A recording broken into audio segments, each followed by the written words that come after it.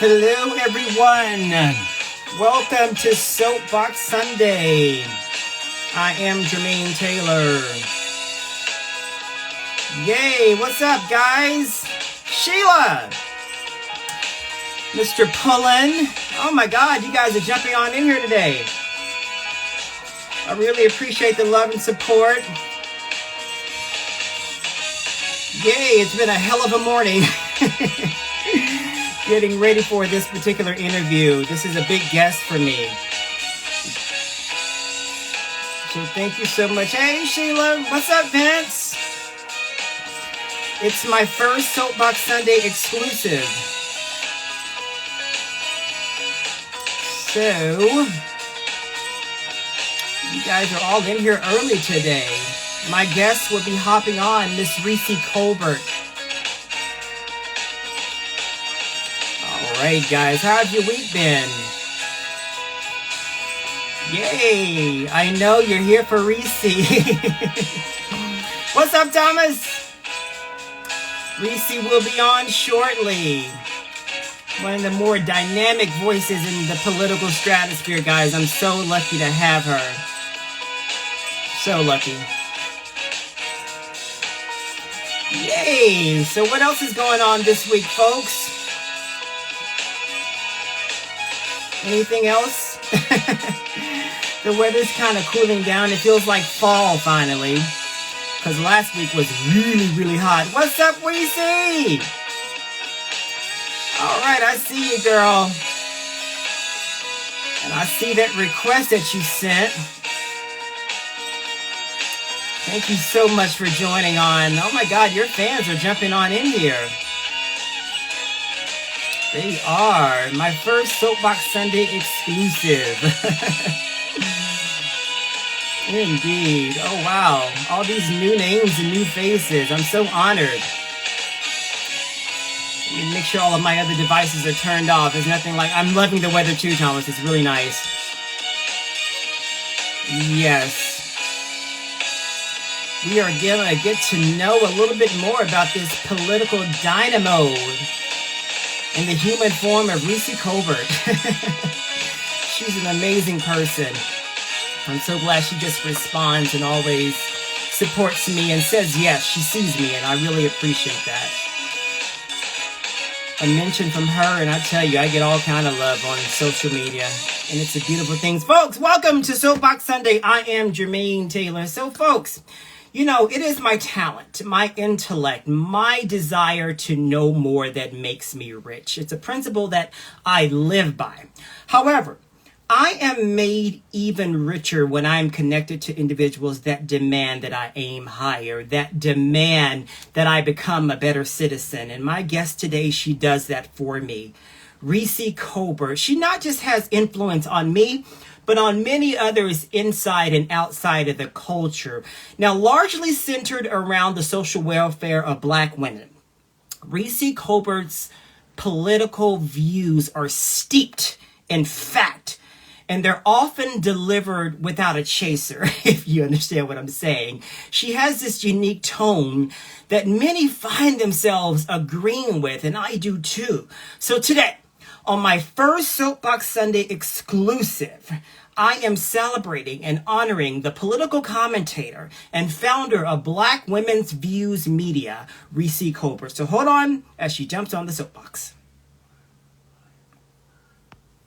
She is jumping on, folks.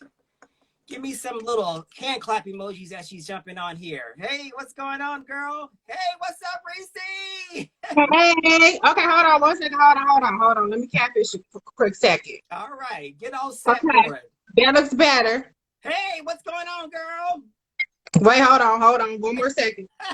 Let me get it together. Let me get my filter on. Okay, that's cute. Hey, Taylor. What's up, man? What's up, girl? How are you doing? I'm good. How are you? I'm fine. I know you shrugged at the way that I billed you on the actual flyer, and I said the genius of Reecie Colbert. But I'm going to tell you why, just at the very top of the show, why I consider you such a genius. You was trying to get me grad. People gonna be like, why is she calling herself a genius? Why they call her a genius? Oh, no. You don't understand. You have this way of delivering the truth, and it's the tone, but you line it up with facts. And even if a person wants to hold on to the misinformation or the lies, you sow a little doubt into what they're believing, and therefore the mind is open. They're Okay. able to like possibly digest something that might be a little bit more real. So however you do that, I don't know what the formula is. Don't give it away, but it's genius, and I really appreciate it. Thank you. Thank you so much. So a lot has changed about you since we last chatted. You're a mom. Yes, I am a very happy mom. How has she made your life better? Oh, she's just so perfect. I'm definitely a mama bear. Like people maybe were worried that I was gonna lose some of my edge, but now I feel like I have even less time for the bullshit. Like I'm not playing games with nobody. I'm gonna keep calling it like it is. And if anybody ever dares come for my Ava, then they gonna get their head ripped off like I've never seen before. So, I mean, it's just made me more focused and just more just even confident and unapologetic about who I am because I want her to be a little mini me. So I have to stand in my truth and always be convicted in everything that I do so that she can grow up to be like me. And her dad too. Her dad is perfect as well. Shout out to my hubby. I just saw him join. And that's what I was going to ask. Do you find yourself going harder on the issues because of the world that you want her to inherit when she becomes, in fact, a Black woman with her own views? Yeah, I mean, what I want is I want to create space for her to just understand that being you is enough and it's actually should be celebrated instead of Black women are so often put in different boxes in different camps, and it's like you're a naturalista, or you are a weed wearer, or you like reality TV, or you like news, or they always want to try to section us off. And I want to occupy all those spaces at any given time, and I want her to be able to do that as well. So I think that's just more so like trying to be that example of what I want to see us capable of being. Right, no doubt. Is there any advice that you would have paid good money to know before you became a mother that you actually learned the hard way? No. No, not at all. You eased into it with no ups and downs, no hurdles, no obstacles. Everything has been, I'm sure there was I mean, I'm not gonna lie. Look, I had, so much anxiety through my pregnancy, being what they call a geriatric pregnancy, child. They just scare the hell out of you. When you're, over 35, they try to make it seem like, child, you're gonna have everything go wrong. And then when you are worried, then they make you seem like you're crazy for being worried. So I had a lot of the typical issues that women did. I had a little bit of perinatal depression. It lasted for like 3 days, but that 3 days was bad, but my husband was just like my rock the entire time. So supportive, just supportive circle of girlfriends and family. I kept it very close to the chest. I didn't even announce it on social media until 30 weeks that I was pregnant. No, you didn't. And I remember how you announced it. It was during that one challenge, and all of a sudden, the busting challenge. Yeah. So I mean, I've gone through many of the typical things. I mean, when I first got home from the hospital, when you're in the hospital, they're like, "You're doing great, sweetie. You're doing great, sweetie." And then like I got home and my milk hadn't fully come in, and I was just like having a complete breakdown. Like, oh my God, I suck at this. But I think the one thing that I would encourage other people to do is just do things your way. There's so much of like, don't do this at this time, do that, blah, blah, blah, blah, blah. And I'm very much a by the book person, but one thing I've done is I've just like made myself a priority in all of this. Like, for instance, it's something simple. Like I had to go to the bathroom and Ava's crying. Well, she's going to have to cry for an extra 30 seconds or a minute because if I don't use the bathroom, I'm going to be uncomfortable for however long. It's just like little things. As a mom, I still prioritize myself, and I'm very fortunate to have a husband and a mother-in-law and a mom who are also people that I can rely on that value the space that I need for my mental health, for my sleep, and for everything that I'm never made to feel guilty about it. So it's really key to have a good support system as well. You have a tribe, it seems. Yes, an amazing one. Yes. Let's kick it back to when you were growing up, Reecie. As a little girl, were you that one girl on the playground that took up for her friends that were being bullied? Yes. I was sensitive as a kid, but I kind of like toughened up. I didn't have much of a choice, but I'm definitely the one who was like ready to like jump in, hop on somebody's back, cause somebody. I always had a mouth on me. I always Mhm. had a mouth on me, like Right. cursing up a storm. And when I was a kid, I was a cursor. Right. And I've never been like the kind to back down or just like sit by when somebody was being bullied around me. And you were not able to bully me. I would definitely want to throw a rock Yeah. if I wanted to. So you have a history of standing up for those who don't have a loud voice for themselves, I'm assuming. Yeah. Yeah. Now, how early did you understand that politics and social change was going to be a part of your evolution in your future? Like, was it civics class? Or did you see things in the community? Like, when did those things sort of spark interest, if you will, and sort of let you know where your trajectory might be going? Well, I've always kind of been into politics. I just remembered this just talking to you, but actually, I ran for student class president when I was a freshman. Yeah, What? I just remember that. How do you Yeah, forget that, Reecie? That's like huge. it's a long time ago. It's a long time ago. But yeah, I was at Inglewood High, Go Sentinels, and I ran for student class president, and my whole family got involved. We had this big campaign, and what ended up happening, it was like so controversial that they had ballots, and my name was left off of some of the ballots, and so, or maybe that was homecoming. I don't remember. Whatever the case may be, I did end up winning.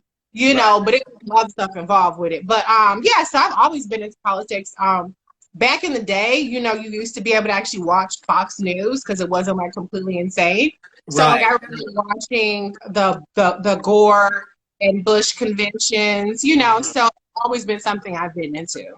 Right. Who were the political figures, or not even political, but who are the people that are like that you saw and had a larger presence in society that you sort of pulled from and that you sort of took an example as to where you might be aiming? Honestly, it wasn't like a particular person. It was just more the process that I was just Mm-hmm. interested in. Mm-hmm. That's why, like I said, I would watch Fox News. I would watch, the Democratic and Republican conventions. So Mm-hmm. I don't necessarily have a story that's like, oh, like I was watching like, Shirley Chisholm one day. I mean, she was before my time, really more so. But Mm-hmm. I can't credit it to any particular person. I think the person who's had the biggest influence in terms of my public, zeal for it is obviously Vice President Kamala Harris. But Mm-hmm. my interest has always been more so in the process and just politics in general. What campaigns did you first like actively participate in? Or did you just actively watch? You just mentioned Gore Clinton. Was that your first time actually getting involved in campaigns and seeing the process? Or was there I didn't get involved. The first campaign I got involved in terms of volunteering was President Obama's campaign.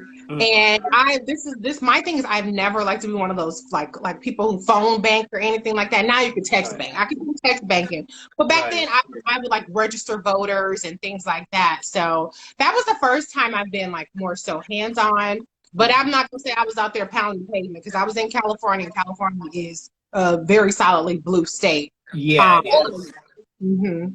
So the seeds of your platform for Black women, how early did they start? Like, when did you understand that this was going to be the demographic that you would focus on? Is it because of you are a Black woman, or did you see a deficiency that they weren't being addressed politically or socially, and you wanted to be a voice for them?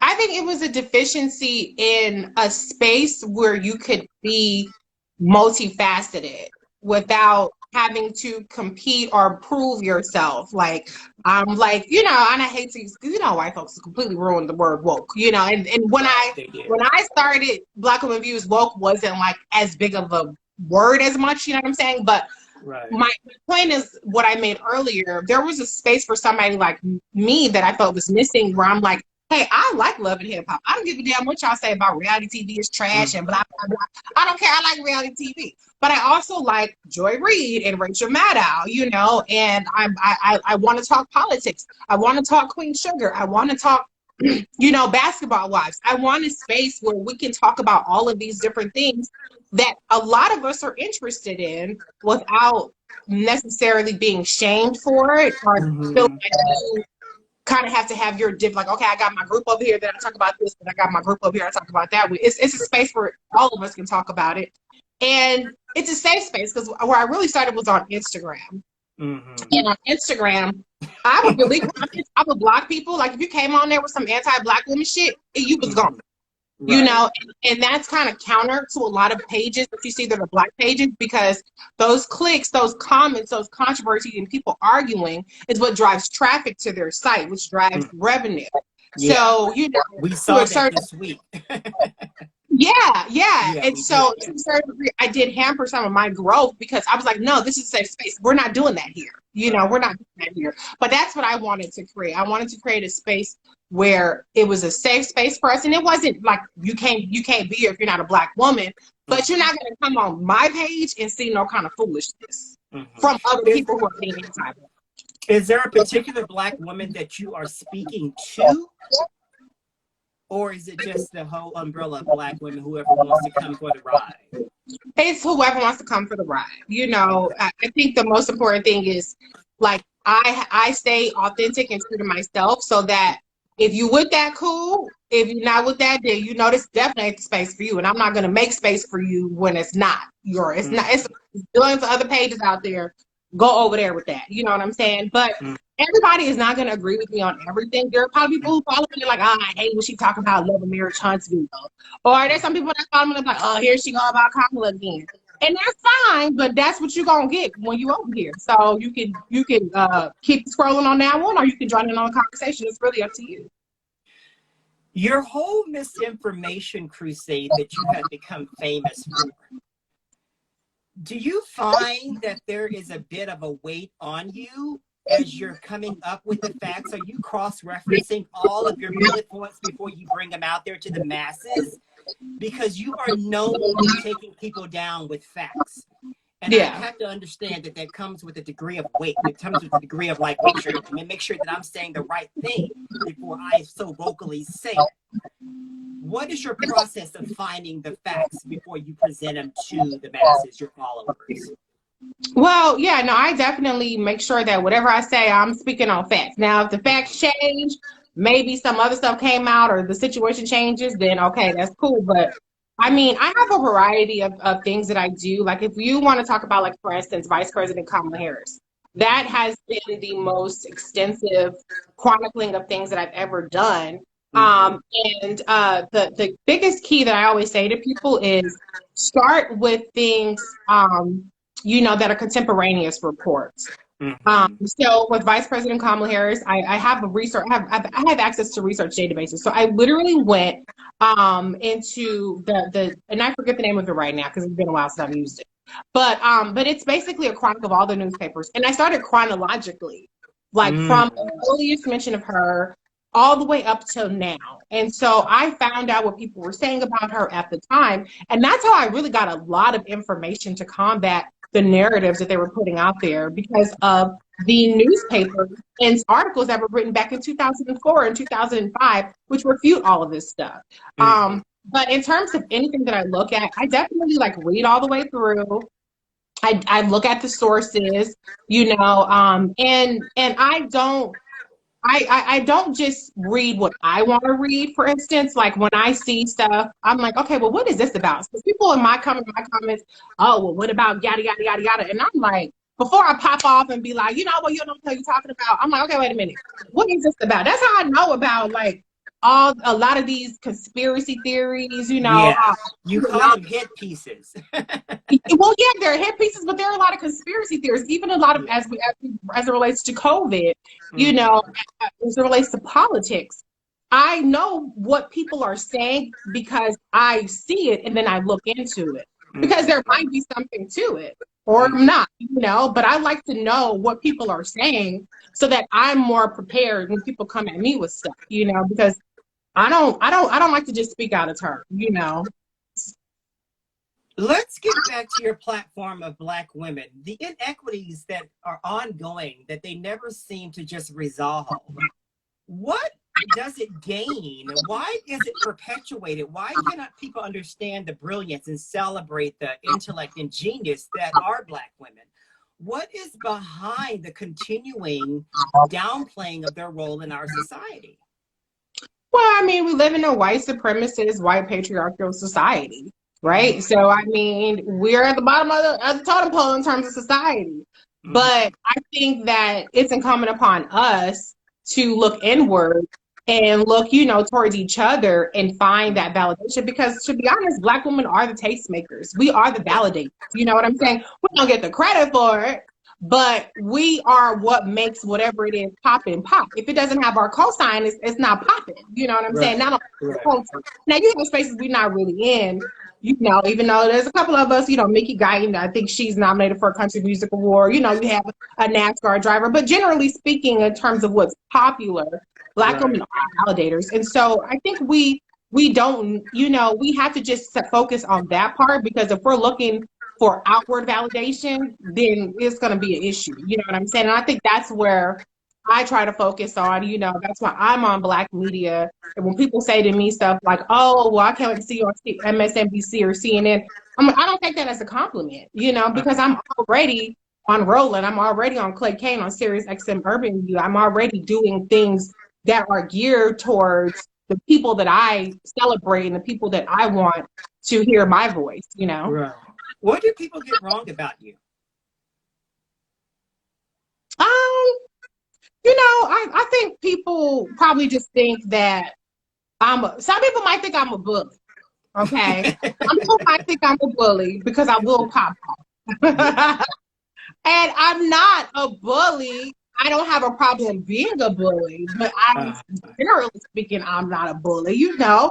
You don't start, there won't be nothing. But see, I think what people don't understand is that I will make it. I will stand up if nobody else will. And I think the other thing, I would say this, I don't think generally speaking people did get this wrong about me, but I think what came as a great shock to people, particularly in this political space, you know, there's a bit of a clique, there's a bit of different circles, is that I wasn't doing this to get in with them.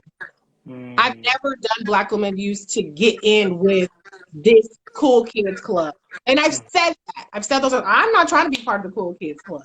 You know, I didn't do this to make money. I didn't do this to be like, oh, okay, I'm hanging out now with these A-list celebrities or with these people. Like, that's never been my aim. And that's why people can't control me. That's why I say unbossed, you know, and unfiltered. Because when you don't come into something trying to be the next, you know, one of the cool kids, then they really exert the pressure over you that they would like to, you know, try to get you to apologize for shit, not apologizing, you know, try to get you to kind of toe their line. They can't do that with me because I already have my tribe. So I don't need to please certain people, you know, just because like, oh, well, if I want to be on this, if I want to be on that, this is the line I gotta walk. Well, I just won't be on it. It's okay. I ain't worried about it.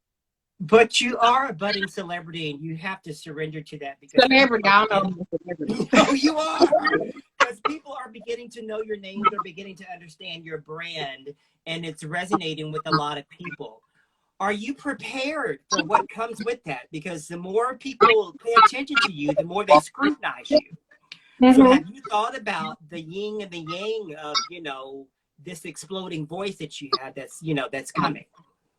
Well, I mean, people have been on my ass from day one. I mean, you know, when I hit 500 followers, people was, you know, but it doesn't really matter to me. Like, you know what I'm saying? Like, people come for my looks, they come for every part of me, and it just rolls off.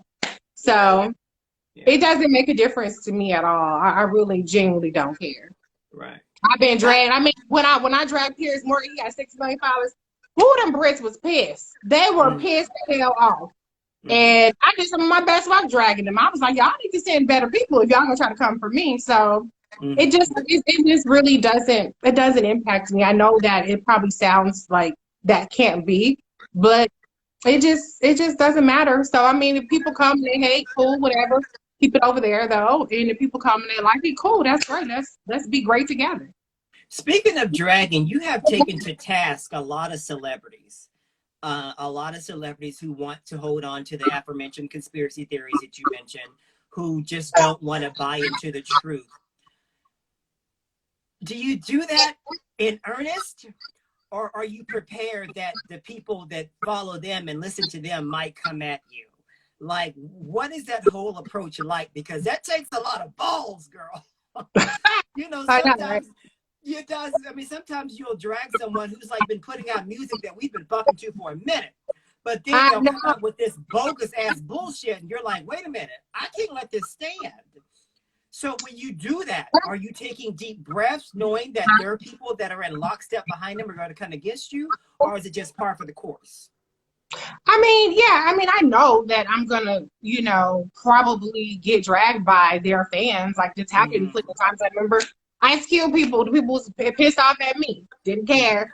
It did actually pain me a little bit to drag Teddy Riley. Like I didn't super drag him, but I love Teddy Riley. I love Guy. I was like, damn, and I've like everybody that I know that's met him has been like, he's really cool. I've been at parties with Teddy Riley, like not like we're escorting each other, but I've been in his In the presence. same And space, yeah.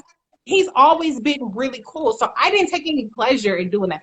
I loved Ice Cube. I still watch Friday. I was watching Friday like a couple weeks ago. Like I love all the Friday movies. But I don't show deference to anybody. Except for Kamala. That's my girl. That's the one person. Right. If anybody says Reecie is dragging Kamala, then somebody got a gun to my back or something like that. You know what I'm saying? Now right. You'll give my girl, the vice president, suggestions, but I'm not gonna drag her. But anybody else, nobody else is off limits for me. You know what I'm saying? But I don't do it because I'm trying to get clicks. Somebody says, "What did Teddy do?" Teddy was spreading bullshit about Kamala, and he was being anti-vaxxer. So I mean, anti-vaccine, exactly. I probably could have like let that slide, but when you start off being anti-VP, then that's what I got to come for you. I really don't like say, oh, who can I bully today? Like I don't do that. Who can I drag today? But I'm gonna speak on something if it's really something that needs to be addressed. You know what I'm saying? So that's just really where it comes from. And if I get dragged, that's okay. It'll blow over. They'll move on, or I can just mute the conversation and move on. In 2007, when Barack Obama was first elected, and we were all inspired in that Chicago night, we were all watching. Had you seen and experienced enough of the political spectrum to know that the road was going to be treacherous for him? Yeah, I mean, he's a black man. I mean, I was like, thank God nobody did nothing to him, or First Lady or his family. Yeah, I mean, but I think with President Obama, he knew that from the jump, and so he always conducted himself with his legacy in mind. So I think scared for him? Yeah, I was definitely scared for him. Yeah. Right. Yeah. How critical were you of him throughout his presidency? Were you tepid in some of the criticisms that you hold back, or were you like, you need to be a lot harder on this, as opposed to just being soft and letting, the Republicans or whoever that was against him push their agenda? Because there was a rub, because he wasn't going hard enough. They wanted him to be that black president when he stressed that he was the president for everyone. So where did you fall in that spectrum? Did you want him to be more vocal for us, or were you okay with him governing the entire United States, but with us in mind? Yeah, no, I never really had an issue with him as far as like he isn't being the black president enough. My complaint with him was more so just I felt like he kind of did the both sides things a little bit too much. Like Democrats and Republicans need to get it together, and it's like, no, the Republicans need to get it together. It's Mitch McConnell who's blocking it. So my main criticism of him wasn't about his blackness or what he did for black people. It was more so that I feel like he wasn't partisan enough. And he was dealing with a party of obstructions. I mean, he got denied a seat, Supreme Court seat. Like, that's unprecedented. You know what I'm saying? So, but I didn't have a problem with him in terms of what he had to do. The line that he had to, the tightrope he had to walk as a black person. Are you being vocal right now about Kamala and what she's doing that you might have rubs for? Do you wish she would speak a little bit more in earnest about issues that are pressing?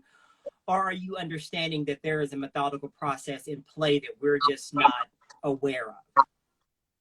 I've been vocal about, areas where I think that Vice President Kamala Harris could improve. I said it on the Clay Kane show. I was like, I want her to lean in more into her power and just be the boss bitch. Like, you know what? If you got to check people, you got to check people. If people come for you, come for their ass back. You know what I'm saying? Like, that's the one thing I kind of wish that she would do a little bit more of. And that's But who she's been, because during those hearings, remember doing all those, she's been that tough woman. So sometimes I wonder, when is that going to surface again? yeah. What are your thoughts on that? I think she's trying to find her footing. I mean, Okay. she's come into, unlike other people, like the presidents get honeymoons, she's never gotten a honeymoon period. I mean, they've been on her since she was inaugurated as a senator, and they said, okay, she's going to run for president, so we need to stop her now. So she's never had the honeymoon period. She's always, the media is either on the side of, oh, she's boring, we don't have to cover her, or let's blow something up, and make it a big controversy. So she's had a lot of daggers thrown her way, and I think she has to just find her footing a little bit more with that. But I mean, I think she's doing a spectacular job. Don't get me wrong. I absolutely love and adore her. And she has a very, very, very tough portfolio, the toughest that any vice president has ever had. So she's not going to be perfect, and I don't expect perfection from her, and I will defend her. Somebody said, oh, she's not above criticism. She's not above criticism. I've never said that, and that's why I have offered in my way what I believe to be constructive criticism for her team, and even to her, I haven't talked to her. When I talk to a vice president, I'm not saying nothing about no politics. It's like, hey girl, hey, it's not on that level. We talk on a personal level. But publicly I have said, like, hey, we got to get this together, we got to get that together in terms of her team. Right. Well, I do understand that she won't ever have the marquee legislation, the big things. She will always be running as a support to the issues that are just as pressing, but they're not getting the headlines. And I feel like she's suffering from what we projected on Barack Obama. She's Black. She needs to speak up for Black issues. She needs to speak up for the Haitians, for a lot more marginalized. And we're not understanding that the vice president has specific duties that a vice president has. Right. And I she feel doesn't like have she's the ability to that. she can't grandstand. You have to actually not legislate, but you have to actually govern. You have to govern. And governing and grandstanding don't go together. You know what I'm saying? So what you know how to do? She has to go with the administration. She can't throw the people under the bus, because that's not what a leader does. And I think that President Biden actually does a good job. He's asked to take responsibility. He says, yes, I take responsibility. I'm the president. You know what I'm saying? And unfortunately, as the vice president, the buck doesn't stop with you. So you don't necessarily boss up to that degree. But there are limits to what she can do as opposed to anybody else. I tell people, well, y'all didn't vote for Vice President Kamala Harris's immigration policy, because she ain't voted for Joe Biden. Exactly. You voted for Joe Biden. So that's what you get. You know what I'm saying? But I don't think that people pay enough attention to the advocacy she does for the Black agenda. Nobody talked about how she had people in the White House for Black maternal health week. That's something that she's championed. Now everybody Black is paying attention to Gavin Newsom signing the bill, in California, the Black Omnibus bill. But that's an issue that Vice President Kamala Harris has championed, and she's still championing to this day. She's had the Black women civil rights organizers and activists in the White House. Nobody said shit about it. She just had the Divine Nine HBCU president. I'm not HBCU, but the Divine Nine presidents. A lot of people didn't say nothing about that. And so when she's doing the advocacy, when she's doing the work, when she has the CBC over, when she's meeting with different organizations, it doesn't get the clicks as The View, Sonny and Anna, they had to get taken off. They was going to drag her, which they were not. But that gets, that's a 4-day story on every blog. But when she's doing something that's actually substantive and actually impacts our community, it's crickets. Yeah, it speaks to the target and to the easy target that are always on Black women. that Mm-hmm. speaks to it. You know, she's a living embodiment of whatever she does, damned if she do, damned if she doesn't. Right. So, and I think she's pretty much surrendered to the fact that whatever move she makes is going to be highly scrutinized and a very unfair lens, I might add. But she's going to do what she needs to do for the betterment of the people. I'm actually eager to see what her foreign policy is going to look like when she does run for president, because Mm-hmm. she's been over there so many times. You know what I'm saying? Yeah. So that's going to bode well for her in terms of building her platform into a way that she would govern as the commander-in-chief. So I kind of see the dots connecting a little bit. Oh, But yeah. those that aren't, you know, they want to see the more buzzy things and the more headlining things. You're not just going to get that from her right now. You just won't. Right. But Because she understands how to build the menu. she has issues that have not been resolved for decades. So she doesn't have easy wins. You know, if I picked her portfolio, it would have been like Black businesses, women in business, entrepreneurship, COVID, and Black maternal health. That would have been it. No other shit. You know what I'm saying? Go to some ribbon cutting ceremonies. Oh, look at the money that the Biden-Harris administration gave to these folks. Now they open up a business. Cool. You know what I'm saying? Be down there in California. Oh, look, this is what's happening at state level. We trying to do this on the federal level. Boom. You know, that's what I would have had for her. But she's volunteered for voting rights. So she's a person who's not shying away from the challenges, but with that comes more scrutiny. So you're right. Either way, she's going to get the blowback. So that's why I say lean in and boss up and just be like, this is what I'm doing. And I'm doing it unapologetically instead of kind of being a little bit more, you know, turning inward and kind of trying to, you know, be shielded off. I think that you can't shield yourself, because then when you do come out in these spurts, it's always some bullshit that gets highlighted, as opposed to a little bit more, if your guard is down a little bit more and you're a little bit more out there, then there's more material to just work with in general, you know? There is this explosive number of Black women running for office and actually winning seats all over the country. Mm-hmm. Just as they love to target Black women, there's something about Black women when they lead, people feel assured about. You know, they know that when they make this decision, they have encompassed something that you haven't even thought about. Is that where the world's going? Or is it just a natural progression of us being tired of white men leading? Well, I mean, I think that Black women are always going to step up to the plate, right? And I think that there are some ways that it's being, the playing field is being a little bit more leveled, just because the internet, right? The internet is more equalized, even though that's going to start to reel back because you have all these algorithms and then you have other things that are being manipulated so that it's not such a level playing field. But I think that Black women are stepping up, and I think that some people just don't have a choice but to recognize that. But also, I think people overestimate the amount of candidates for these positions. You know, a lot of races don't even have opponents in them. You know, and so just by default of like running, and maybe nobody's ever run for that, or maybe it's always been an uncontested election, then see more Black women getting these opportunities. Are you ever going to run for office, Reecie? No, absolutely not. You like rather be in support for, I mean, have you ever been approached? Because I'm sure somebody has asked you to do something even locally, I'm sure. No? No. Well, I mean, you know, people on Twitter like, you should run. Chad, just because you like my opinions on Twitter don't mean that I'm cut out for office. There are very talented people that I'm happy to put my support behind and ask for money to. I think that's what people should do. Like, let's go back to Ice Cube. Ice Cube, when it was like, oh, I was just chilling playing basketball, and I was like, why is nobody talking about it? Shit, let me put out something. Motherfucker, all kinds of people were talking about this shit. You know what I'm saying? So it's like, I'm not the best at any of these, you know, political offices. Okay, I think I have pretty good political advice. But there are actual qualified people that are busting their ass out there that deserve a chance. And so, like, that's where I'm like, I don't have an ego about, like, oh, I should be the president of the United States. I should be that. Hell no, let somebody else do it, because it's a thankless ass job anyway. But yeah, no, I don't have any desire for any kind of political office whatsoever. A big part of the reason why we all love you is your tone, your delivery. You don't mince words.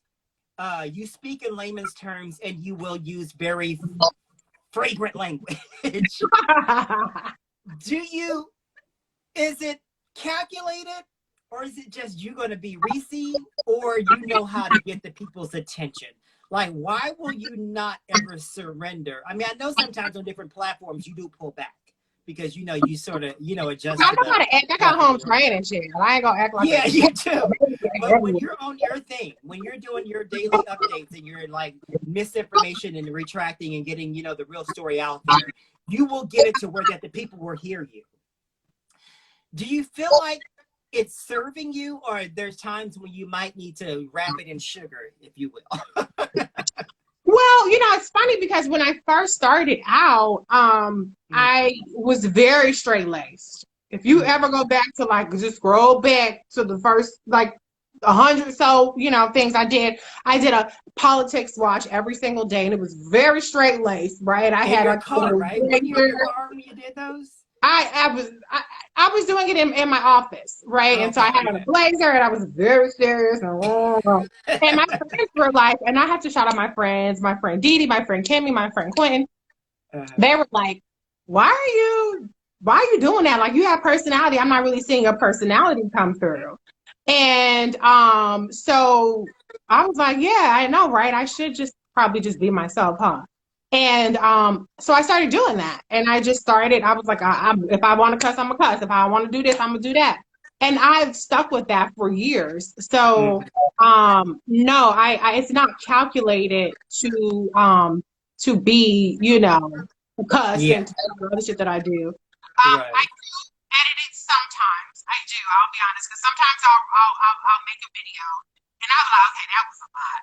So let me just record. I don't write them out. I just whatever comes out of my mind. Your audio is doing something weird. Is that okay? Can you hear me now? Yeah, I can hear you. It's just kind of did something weird for some reason. Oh, okay. Okay, go ahead. Yeah, no. So sometimes I do reel in a little bit, and sometimes I'm like a complete maniac, and I'm like, yes, that's what this means, So it just depends. But I mean, I have range. I mean, I'm not always like ranting and raving. Sometimes I don't need to do that for that particular thing, or I'm on different platforms, And so I just go. I'm always authentic, though. I don't have to curse to be me. I like to curse. I enjoy doing it. But I mean, someone's saying that you sound kind of far away. Did you cover your microphone or something? I didn't. Okay, there you go. There we go. There we go. Yay. There we go. Is that better? Yeah, there we go. Okay. Yay. Okay. Okay, I'm all up on the camera, but yeah, no, I just try to, just be authentic. I am authentic in everything that I do. And I don't feel any less authentic if I'm not cursing and ranting and raving. Right, no doubt. Yeah. But I'm not going to compromise who I am just for other opportunities. You know what I'm saying? Like, if I'm respectful of people's platforms, so I will be respectful of them. If their platform is the one where people cuss, that's fine. I have a problem with that. But if it's a matter of not stating my opinion, that's not going to happen. I'm going to always give my true opinion on stuff. Let's talk about wine, episodic television, and sisterhood. I noticed that during the pandemic, you often got together with your girlfriends, your sister girlfriends, and you guys just talked and waxed all things television. Are you happy with the portrayal of Black women in entertainment in Hollywood right now? Are you okay with it? I am. I mean, I think there's so many different shows out there, and I love shows that don't try to be everything for all Black people. I loved Run the World Stars because it was a show that wasn't like we're the Black woman Sex in the City. It was just like Black women who were friends, and it was more so about their camaraderie and their lives. I mean, it's fictional, right? As opposed to trying to make a political statement, because now I feel like everything is trying to be like representative of the Black race, and like, let's make sure we Right. got the checklist and we check this off. Okay, we're representing. And I don't want that. I just want an authentic story told by Black people and that offer Black people in these roles. So I'm happy that there are some shows that do that don't try to be the Black woman shows. Like Issa said it the other day, you know, nobody says Nicole Kidman has to represent all white women, you know. Right, so right. I think that you have P-Valley, love P-Valley, you know. Oh my God, that's one of my favorite shows. I can't wait till it comes back. Me too. And it's like about Black women strippers. And I'm like, yeah, shake that ass, you know. So it's like, I don't feel like we have to be portrayed in any particular way. I want us to have all kinds of portrayals, and I want us to own that shit and it be very entertaining. That's what I want, as opposed to like, let's all be straight-laced and all Black women have to be da-da-da-da-da. I'm just missing with all that respectability crap. Do you necessarily want to see another slave depiction of our race? I don't watch slave movies. I don't. Okay. I've never seen 12 Years a Slave. I haven't seen Django. I don't watch Underground. And I'm sure that they're fabulous, wonderful. I'm not fabulous, but you know what I'm saying? I didn't watch Harriet. I'm sure that they're good movies. It's just not my thing. I'm not on a crusade. Don't ever make another slave movie.